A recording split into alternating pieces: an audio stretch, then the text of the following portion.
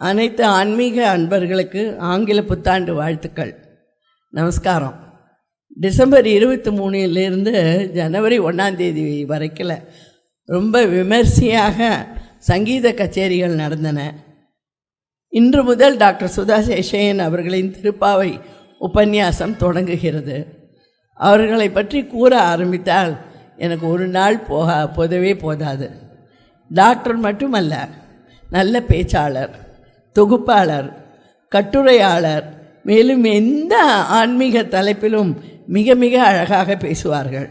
எத்தனை பேர் தினமணி இல்லை வெள்ளிமணியில் என்றென்றும் ராமன் என்று மிக அழகாக ராமாவதாரங்கள் பல பல என்பதும் ராமாயணங்கள் பல பல என்பதை மிக அழகாக விளங்க வைத்துள்ளார்கள். ஜனவரி 22 ஸ்ரீராமரின் ஆலயம் பிரம்மாண்டமாக அயோத்தியில் திறக்கப்பட உள்ள நிலையில் இந்த கட்டுரை எழுதுகிறார்களோ என்று எனக்கு நினைக்க தோன்றியது.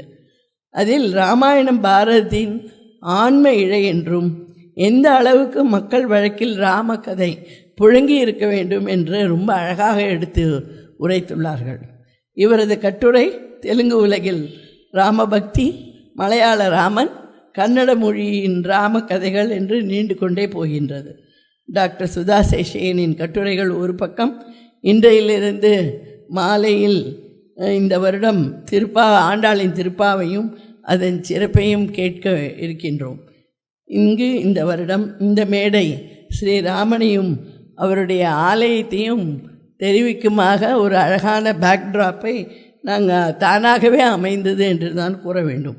ஆக அனைவரும் கேட்டு இன்பெறவும், அனைத்து நாட்களும் எல்லாரும் வர வேண்டும் என்று கூறிக்கொண்டு சுதா அவர்களை வருக வருக என்று வரவேற்கிறேன். நன்றி, வணக்கம்.